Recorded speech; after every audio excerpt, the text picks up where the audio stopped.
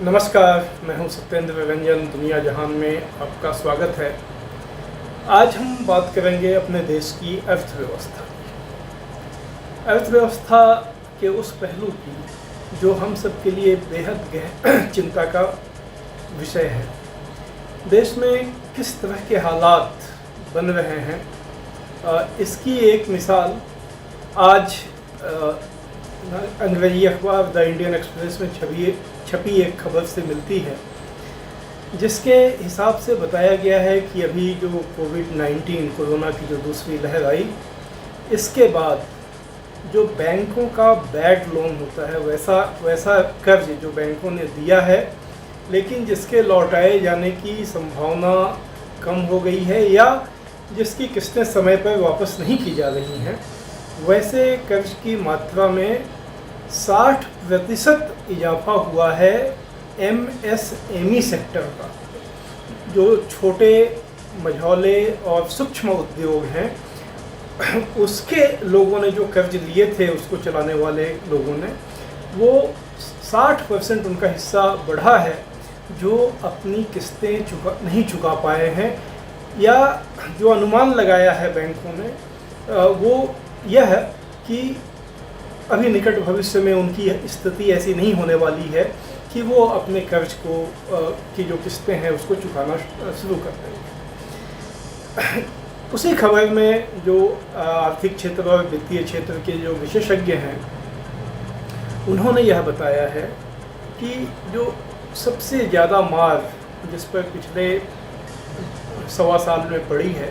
जब से ये महामारी आई है, वो होटल हैं, पर्यटन है,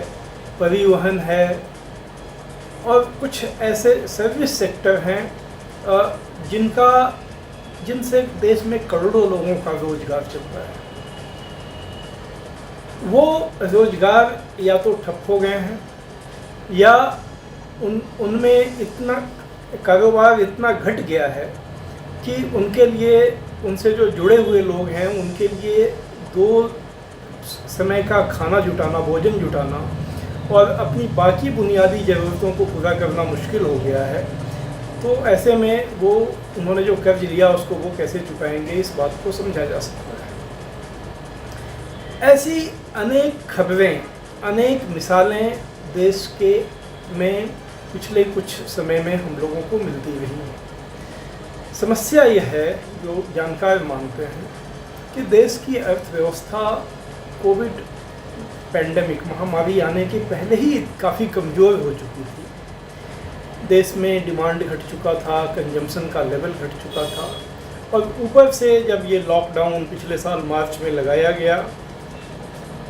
उसकी जो मार पड़ी, उसने पहले से ही कमज़ोर जो हमारी अर्थव्यवस्था की कमर थी, आम आदमी की अर्थव्यवस्था, उसको पूरी तरह से तोड़ दिया है। और जो रही सही कसर थी, वो अभी दूसरी लहर जो आई उसने पूरी कर दी है, जिसमें तो भारी तबाही हुई है, हम लोग सभी जानते हैं इस बात को। उसमें जो मौतें हुई हैं उसके आंकड़े रोज़ सामने आ रहे हैं। हर स्टेट के बारे में मीडिया बता रहा है कि मरने वालों की संख्या 5 गुना 6 गुना ज़्यादा है उससे जो सरकारों ने बता रखा है। जिनके यहाँ मौतें हुई उसमें जो कमाने वाले लोग गए, कई तो ऐसे बच्चे हैं, हम लोग जानते ही हैं, जिनमें माता पिता दोनों की मौत हो गई है। इसके अलावा उससे जो उनके कारोबार, रोजगार का नुकसान हुआ है इस दौर में, उसकी कैसे भरपाई की जाएगी, ये बात समझना बहुत मुश्किल हो पा रहा है। जो एक देश में चूँकि सरकार अब आंकड़े समय पे जारी नहीं करती है, या उसके आंकड़ों में मैनिपुलेशन इतना बढ़ गया है जिसकी शिकायत हर तरफ से आती है, इसलिए अब इकोनॉमी का क्या हाल है ये जानने का जो सबसे विश्वसनीय आंकड़ा हम लोगों के सामने रह गया है, वो centre for monitoring of Indian economy CMIE का है। CMIE ने अभी हाल में अपनी एक रिपोर्ट में बताया था कि देश की 97% घरों की आमदनी इस कोरोना काल में, खासकर जो दूसरी लहर आई, उसमें घटी। उसके पहले अजीम प्रेमजी यूनिवर्सिटी ने एक अपना स्टडी रिपोर्ट को जारी किया था, जिसमें बताया गया था कि 23 करोड़ लोग जो गरीबी रेखा से ऊपर आ गए थे वो फिर से गरीबी रेखा के नीचे धकेल दिए गए हैं पिछले 1.25 साल में। और ये बात जो अमेरिकी संस्था है प्यू रिसर्च, उसने भी अपनी रिपोर्ट में हाल में बताई थी कि देश का जो मध्य वर्ग है वो सिकुड़ गया 1/3। जितने लोग थे उसमें से 1/3 लोगों की हालत ऐसी हो गई, चाहे नौकरियां जाने की वजह से या उनकी फैमिली में मौत होने की वजह से या उनकी सैलरी में कटौती होने की वजह से, कि अब वो मध्य वर्ग का जीवन नहीं जी पा रहे हैं और उनकी स्थिति या तो निम्न जो या तो गरीबी में चली गई है, या जो एक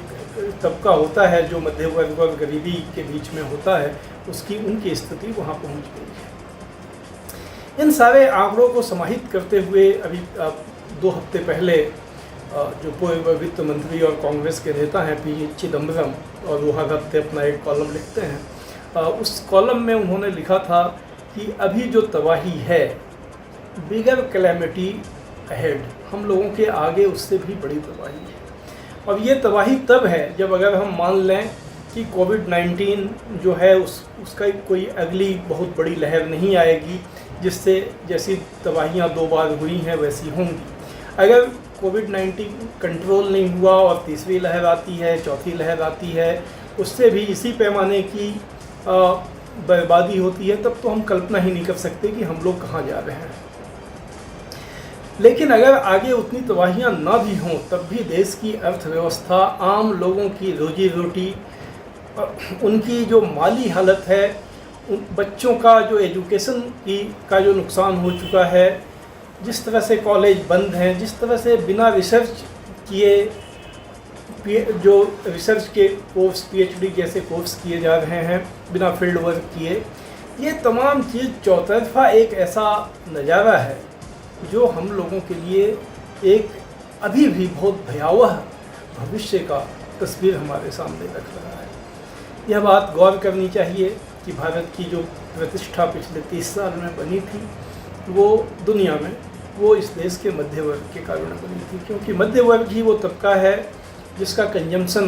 कैपेसिटी जो है वो हाई होता है और जिसको ध्यान में रखकर दुनिया भर की कंपनियां भारतीय बाज़ार को लक्ष्य करके यहाँ अपने उत्पाद बेचने आती थीं, या उसकी वजह से एक भारत का जो बड़ा बाज़ार बन रहा था, एक आम छवि बनी थी कि भारत दुनिया की एक बहुत ही सशक्त अर्थव्यवस्था के रूप में उभर रहा है, जिसको अब कोई भी इग्नोर नहीं कर सकता है। लेकिन अगर मध्य वर्ग सिकुड़ता है जैसा कि हुआ है और उसको संभालने की कोई उचित कोशिश नहीं होती है, जैसा कि हम होती हुई नहीं देख रहे हैं, तो इंडिया स्टोरी जिसे नाम दिया गया था इस सदी के आरंभ में कि इंडिया एक स्टोरी है, ऐसी स्टोरी जो सबका ध्यान खींच रही है,